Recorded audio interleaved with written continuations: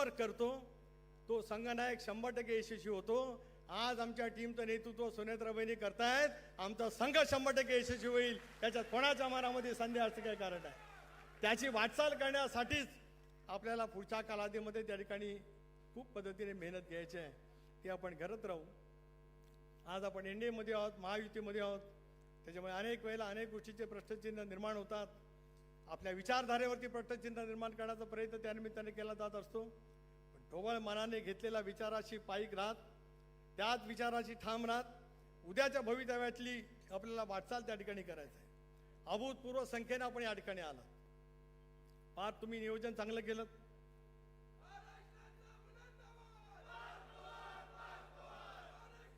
आणि हे सगळं सभागृह पूर्णपणाने या ठिकाणी भरलेलं आहे.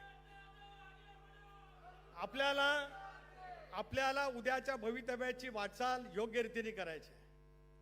अनेक पथ्य वर बसलेला, दुसऱ्या गॅलरीत, तिसऱ्या गॅलरीत तिथपासून इथपर्यंत बसलेला, आपल्या प्रत्येकाला मनाशी त्या ठिकाणी ठरवायला पाहिजे की दादांच्या प्रबळ इच्छाशक्तीच्या विचारावरती आपल्याला भवितव्याची वाटचाल करायची असेल तर त्याच विचाराला साथ द्यायची असेल तर अधिक कणखरपणाने वाटचाल करण्याची आवश्यकता आहे.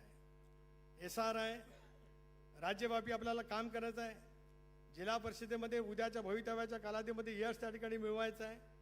पण माझी हात जोडून एवढीच विनंती आहे की फार मुंबईला येण्याचं करू नका. दादासुद्धा अनेक वेळा स्पष्टपणाने बोललेत. त्याच्यामुळे काय होतं, काहींना सवय सकाळी गावाकडनं उठायचं, मुंबईला यायचं, एखादी गोष्टीचं काहीतरी सांगण्याचा प्रयत्न करायचा, म्हणजे आपण तिथले त्या ठिकाणचे सगळे काही सर्वमान्य नेते आहोत अशी जी काय वाटणाऱ्यांची जी काही थोडकी संख्या आहे, पण जी आहे त्याच्यातून पक्षाचं नुकसान होण्याची शक्यता नाकारता येऊ शकत नाही.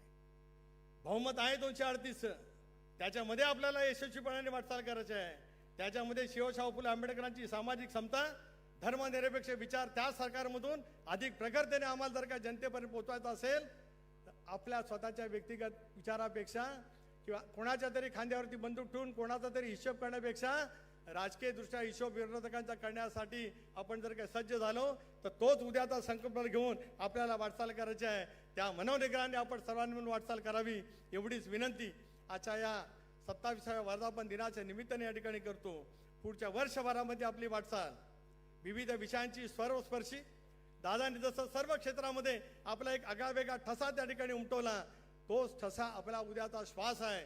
या भूमिकेतून आपण प्रत्येक कार्यकर्त्यांनी काम करण्याचा प्रयत्न केला तर या सगळ्या कालखंडामध्ये सुद्धा राष्ट्रवादी काँग्रेस पक्षाचं स्थान राज्यामध्ये नव्हेच तर देशभरामध्ये व्यापक करण्यासाठी आपण सर्वांनी म्हणून अधिक व्यापकतेने त्या ठिकाणी काम करावं एवढीच अपेक्षा आजच्या कार्यक्रमाच्या निमित्ताने या ठिकाणी व्यक्त करतो. वहिनी आपल्या नेतृत्वाखाली आज दादांच्या अनुपस्थित वर्धापन दिन आपण या ठिकाणी साजरा करतो आहोत. आम्ही विश्वास देतो आहोत ज्या धीरोदात्त पद्धतीने आपण या साऱ्या गोष्टीचा स्वीकार केलात, आम्ही आपल्या पाठीशी ठामपणाने उभे आहोतच. उद्याची वाटचाल करण्यासाठी मनोनिग्रहाने आपल्याला त्या ठिकाणी काम करावं लागणारच आहे. फक्त कार्यकर्त्यांना मी मगाशी सांगितल्याप्रमाणे तेवढीच विनंती या निमित्ताने करतो, कुठेतरी येऊन कानाला लागण्यापेक्षा पक्षाचं व्यापक हित कशामध्ये आहे याचा विचार जर का आधी करण्याचा प्रयत्न केला तर या राज्यातलं राष्ट्रवादी काँग्रेस पक्षाचं स्थान दादांच्या